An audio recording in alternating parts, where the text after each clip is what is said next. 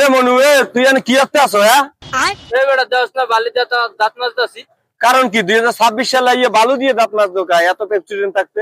আরে বেড়া কইস না, ওই যে টুথপেস্টের ভিতরে মাইক্রো ফাইবার পাওয়া গেছে।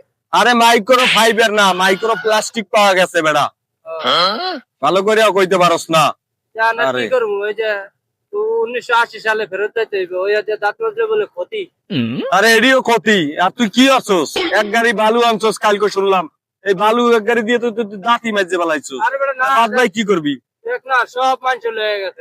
এখন এই যে কটা রাখছি, এখন এই কটা মনে করো তোর দাঁত মাজলু মাইজা, যে কটা থাকে এই কটা বাঁচিয়ে যাও।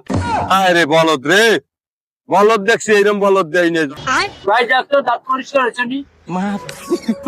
তাহলে কাজ কর ভাই, তুই একবারে আসে নাই বালু দিয়ে একবারে নাইবো, ঠিক আছে? আর ই কর, বাদ ভাই বালু যা আছে এই বাড়ি লই যাবি, আনাইলে কিন্তু মানুষ লইয়ে যাইবো। বোধাই দেখ সেই বোধাই দেয় নেই 2026 সাল।